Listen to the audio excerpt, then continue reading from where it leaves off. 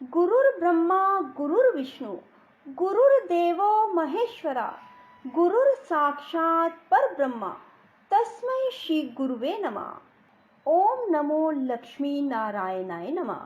कृष्णाय वासुदेवाय हरे परमात्मने प्रणत क्लेश नाशाय गोविंदाय नमो नमः। राधे राधे मेरे प्यारे भाइयों बहनों माताओं व बंधुओं, संस्कार की बातें चैनल में आपका स्वागत है। बंधुओं, आज पूर्णिमा के दिन मैं आपको सुना रही हूँ श्री सत्यनारायण व्रत कथा। बंधुओं, जो मनुष्य भी सत्यनारायण व्रत की कथा को सुनते हैं, भगवान उनकी मनोवांछित इच्छाओं को पूरा करते हैं। बंधुओं, जो मनुष्य सत्यनारायण की कथा सुनते हैं, उसमें उन्हें सब मालूम पड़ जाता है कि भगवान किस प्रकार अपने भक्तों के सभी मनोरथों को पूर्ण करते हैं। बंधुओं, यदि आपने हमारे YouTube चैनल संस्कार की बातें अब तक सब्सक्राइब नहीं किया तो जरूर करें और बेल आइकन दबाना ना भूलें, ताकि आपको हमारी आने वाली सभी वीडियोस की जानकारी सबसे पहले हो सके। बंधुओं, वीडियो को पूरी सुनने के बाद कमेंट बॉक्स में जय सत्यनारायण भगवान की जरूर लिखें। बोलो सत्यनारायण भगवान की जय हो। पूर्णमासी अर्थात पूर्णिमा के दिन भगवान श्री सत्यनारायण का व्रत व कथा की जाती है। वैसे श्री सत्यनारायण व्रत किसी भी दिन किया जा सकता है। व्रत वाले दिन प्रातः काल स्नान आदि से निवृत्त होकर व्रत का संकल्प लेकर दिन भर निराहार रहकर विष्णु भगवान का ध्यान और गुणगान करना चाहिए। सायंकाल स्नान करके पूजन की तैयारी करें। केले के खंभों और आम के पत्तों के बंधनवारों से एक सुंदर मंडप बनाकर एक चौकी पर भगवान सत्यनारायण की प्रतिमा की स्थापना करें। पूर्व की ओर मुख करके पूजा स्थान में आसन पर बैठकर श्रद्धा पूर्वक श्री गणेश, गौरी, वरुण, विष्णु आदि देवताओं का ध्यान करके पूजन करें और संकल्प करें कि मैं सत्यनारायण स्वामी जी का पूजन तथा कथा श्रवण करता रहूंगा या करती रहूंगी। पुष्प हाथ में लेकर सत्यनारायण भगवान का ध्यान कर यज्ञोपवीत पुष्प, फूल, नैवेद्य आदि अर्पित कर स्तुति करें। हे भगवान, मैं श्रद्धा पूर्वक फल, जल आदि सामग्री आपको अर्पण कर बारंबार प्रणाम करता हूँ या करती हूँ। कृपया अपने भगत द्वारा की गई आराधना स्वीकार करो और तत्पश्चात श्री सत्यनारायण भगवान की कथा श्रवण करें। पूजन सामग्री: केले के खंबे, पंच पल्लव, कलश, पंचरत्न, चावल, कपूर, धूप, पुष्पों से बनी माला, श्रीफल, ऋतुफल, अंगवस्त्र, नैवेद्य, कलावा, आम के पत्ते, यज्ञोपवीत वस्त्र, गुलाब के फूल, घी का दीपक, तुलसी दल, पान, पंचामृत, केशर, बंधनवार, चौकी। श्री सत्यनारायण भगवान के व्रत के लिए यदि आप व्रत करते हैं तो भी, नहीं करते तो भी, आप आटे की थोड़ी सी पंजीरी, जितनी आपकी श्रद्धा हो, जरूर बनाएं। थोड़े से घी में आटे को भून लें और फिर उसे ठंडा होने पर उसमें देसी खांड या बूरा खांड उतनी ही मिलाएं जितना कि आपने आटा लिया था दोस्तों। और फिर आप एक बर्तन में पूजा के समय उसे डालकर भगवान का भोग लगाएं और चरणामृत भी जरूर बनाएं। चरणामृत किस प्रकार बनाना है? पहले किसी बर्तन में धोएं, फिर उसमें आधी कटोरी, एक कटोरी, जितनी आपकी श्रद्धा हो, गाय का दूध, थोड़ी सी 1 चम्मच या 2 चम्मच दही, शहद 1 या 2 चम्मच और देसी खांड 1 या 2 चम्मच और बिल्कुल थोड़ा सा देसी घी उसमें डालें। ऐसा करने से आपका पंचामृत तैयार हो जाएगा। पंचामृत से पहले भगवान को स्नान कराएं और फिर वह बाद में आपके लिए प्रसाद बन जाता है। चरणामृत में तुलसी दल जरूर डालें और तुलसी दल भगवान को श्री सत्यनारायण व्रत कथा में जरूर चढ़ाएं। दोस्तों, जब कथा सुन लेते हैं आप, आरती कर लेते हैं, उसके बाद भगवान को इस पंजीरी और चरणामृत का भोग जरूर लगाएं। आपकी हर मनोकामना ऐसा करने से जरूर पूरी होगी। आप कथा में सुनोगे ही किस प्रकार सत्यनारायण भगवान का व्रत करने से मनुष्य की सभी इच्छाएं पूरी होती चली जाती हैं।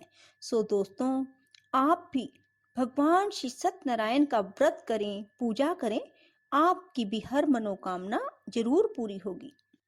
श्री सत्यनारायण व्रत कथा। एक बार नैमिषारण्य में तपस्या करते हुए शौनक आदि ऋषियों ने सूत जी से पूछा, जिसके करने से मनुष्य मनोवांछित फल प्राप्त कर सकता है, ऐसा व्रत कौन सा है? सूत जी ने कहा, एक बार नारद जी ने भी विष्णु भगवान से ऐसा ही प्रश्न किया था। तब विष्णु भगवान ने उनके सामने जिस व्रत का वर्णन किया था, वही मैं आपसे कहता हूँ। प्राचीन काल में काशीपुरी में एक अति निर्धन और दरिद्र ब्राह्मण रहता था। वह भूख प्यास से व्याकुल हो यहाँ वहाँ भटकता फिरता था। एक दिन उसकी दशा से व्यथित होकर विष्णु भगवान ने वृद्ध ब्राह्मण के रूप में प्रकट होकर ब्राह्मण का सत्यनारायण व्रत का विस्तार पूर्वक विधान बताया और अंतर्ध्यान हो गए। ब्राह्मण अपने मन में श्री सत्यनारायण व्रत करने का निश्चय करके घर लौट आया और इसी चिंता में उसे रात भर नींद भी नहीं आई। सवेरा होते ही वह सत्यनारायण के व्रत का संकल्प करके भिक्षा मांगने के लिए चल दिया। उस दिन उसे अल्प विश्राम से बहुत अधिक धन धान्य भिक्षा में प्राप्त हुआ। सायंकाल घर पहुंचकर उसने बड़ी श्रद्धा के साथ श्री सत्यनारायण भगवान का विधि पूर्वक पूजन किया। भगवान सत्यदेव की कृपा से वह थोड़े ही दिनों में धनवान हो गया। वह जब तक जीवित रहा तब तक हर माह श्री सत्यनारायण का व्रत और पूजन करता रहा। देह छोड़ने के बाद वह विष्णु लोक को गया। सूत जी पुनः बोले कि एक दिन वह ब्राह्मण अपने बंधु बांधवों के साथ बैठा ध्यान मगन हो श्री सत्यदेव की कथा सुन रहा था। तभी भूख प्यास से व्याकुल एक लकड़हारा वहां जा पहुंचा। वह भी भूख प्यास भूलकर कथा सुनने बैठ गया। कथा की समाप्ति पर उसने प्रसाद ग्रहण किया और जल पिया। फिर उसने ब्राह्मण से इस कथा के बारे में पूछा तो उसने बताया, यह सत्यनारायण भगवान का व्रत है जो मनोवांछित फल देने वाला है। पहले मैं बहुत दरिद्र था, इस व्रत के प्रभाव से ही मुझे यह सब वैभव प्राप्त हुआ है। यह सुनकर लकड़हारा बहुत प्रसन्न हुआ और मन ही मन श्री सत्यनारायण के व्रत और पूजन का निश्चय करता हुआ लकड़ी बेचने के लिए बाजार की ओर चल पड़ा। उस दिन लकड़हारे को लकड़ियों का दुगना दाम मिला। उन्हीं पैसों से उसने केले, दूध, दही आदि पूजन की सामग्री खरीद ली और घर चला गया। घर पहुंचकर उसने कुटुंबियों और पड़ोसियों को बुलाकर विधि पूर्वक भगवान श्री सत्यनारायण का पूजन किया। भगवान सत्यनारायण की कृपा से वह थोड़े ही दिनों में संपन्न हो गया। सूत जी ने फिर कहा, प्राचीन काल में उल्का मुख नाम का राजा हुआ था। वह और उसकी रानी दोनों बड़े धर्मनिष्ठ थे। एक समय राजा रानी भद्रशिला नदी के किनारे श्री सत्यनारायण भगवान की कथा सुन रहे थे कि एक बनिया वहां पर पहुंच गया। उसने रत्नों से भरी अपनी नौका को किनारे पर लगा दिया और पूजन स्थान पर पहुंच गया। वहां का चमत्कार देख उसने राजा से इसके बारे में पूछा। राजा ने बताया, हम विष्णु भगवान का पूजन कर रहे हैं। यह व्रत सभी मनोकामनाएं पूर्ण करने वाला है। राजा के वचन सुन और प्रसाद पाकर बनिया अपने घर चला गया।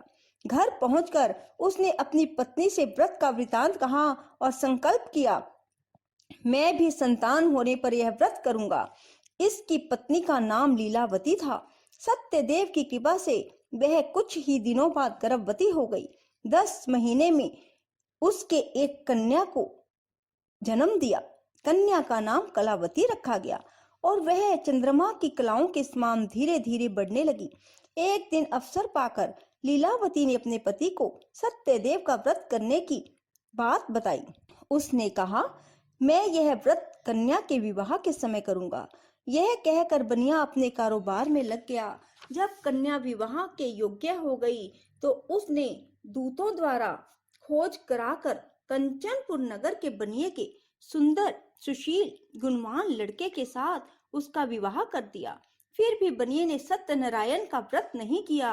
उससे श्री सत्यनारायण भगवान अप्रसन्न हो गए। कुछ ही दिनों बाद बनिया अपने दामाद को साथ लेकर समुद्र के किनारे रतनसारपुर में व्यापार करने लगा। एक दिन रतनसारपुर के राजा चंद्रकेतु के खजाने से चोरों ने बहुत सा धन चुरा लिया। राजा के सिपाही चोरों का पीछा कर रहे थे। चोरों ने जब देखा कि सिपाहियों से बचना कठिन है तो उन्होंने राजकोष से चुराए हुए तमाम धन को एक जगह फेंक दिया और स्वयं भाग गए। वहीं बनिए का डेरा था। सिपाही चोरों को ढूंढते हुए उसी जगह पहुंच गए और उन्होंने दोनों बनियों को चोर समझकर पकड़ लिया। राजा ने दोनों बनियों को जेल में डालने का आदेश दिया और सारा धन कोष में जमा करा दिया। श्री सत्यनारायण भगवान के कोप से लीलावती और कलावती भी दुख भरे दिन काट रही थी। एक दिन कलावती भूख प्यास से व्याकुल होकर एक मंदिर में चली गई। वहां श्री सत्यनारायण की कथा हो रही थी। वहां बैठकर उसने कथा सुनी और प्रसाद लेकर रात होने पर घर पहुंची। माता ने देरी का कारण पूछा तो उसने सब बात कह दी। उसकी बात सुनकर लीलावती को अपने पति की भूल की बात याद आ गई और उसने श्री सत्यनारायण के व्रत का निश्चय किया। उसने अपने बंधु बांधवों को बुलाकर श्रद्धा पूर्वक कथा सुनी और विनम्र भाव से आर्त होकर प्रार्थना की, मेरे पति ने संकल्प करके भी जो आपका व्रत नहीं किया उसी से आप अप्रसन्न हुए थे। अब कृपा करके उनका अपराध क्षमा करें। लीलावती की प्रार्थना से श्री सत्यनारायण भगवान प्रसन्न हो गए। उसी रात्रि में भगवान ने राजा चंद्रकेतु को सपन में दर्शन देकर कहा, प्रातः काल होते ही दोनों बनियों को जेल से छोड़ दो और उनका धन उन्हें लौटा दो, वरना पुत्र पौत्र समेत तुम्हारा राज्य नष्ट हो जाएगा। इतना कहकर भगवान श्री सत्यनारायण अंतर्ध्यान हो गए। राजा ने सवेरे होते ही दोनों बनियों की मुक्ति का आदेश दिया, साथ ही उनका धन उन्हें लौटा दिया और सम्मान पूर्वक उन्हें विदा किया। दोनों बनिए आनंदित हो अपनी नौका लेकर घर की ओर चल पड़े।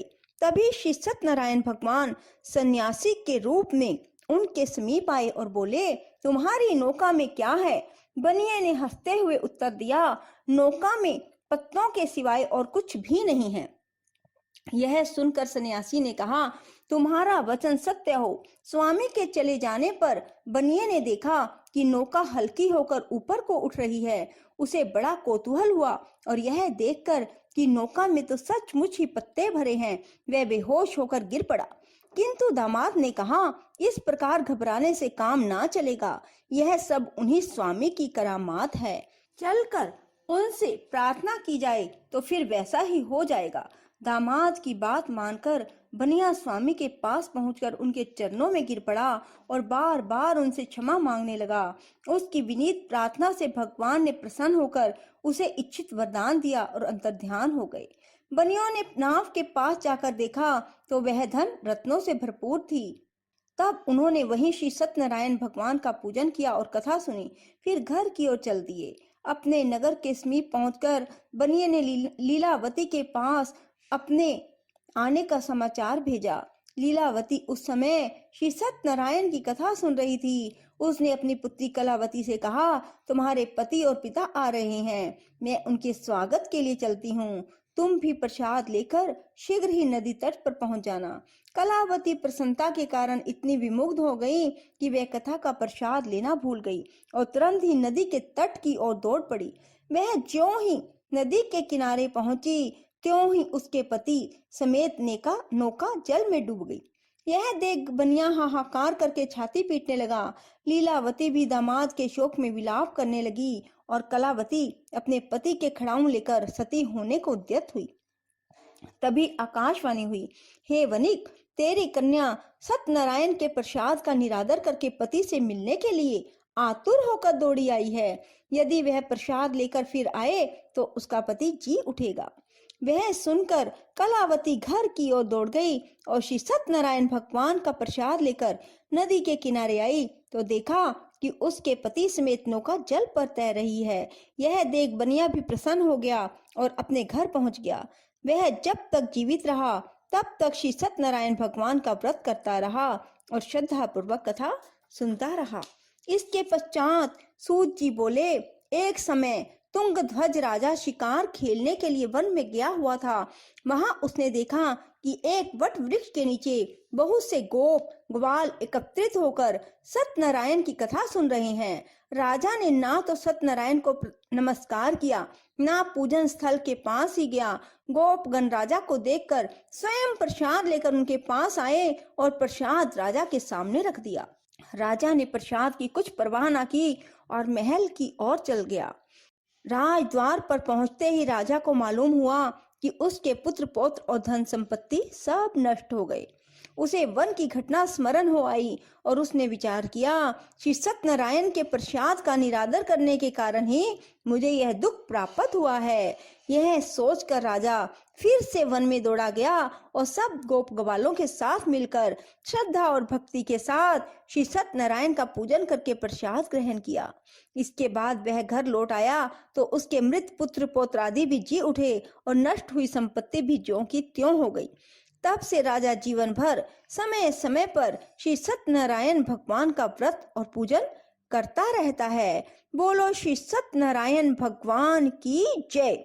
राधे राधे, जय श्री कृष्णा। यदि आपको हमारी वीडियो पसंद आए तो इसे लाइक करें और शेयर भी जरूर करें। धन्यवाद।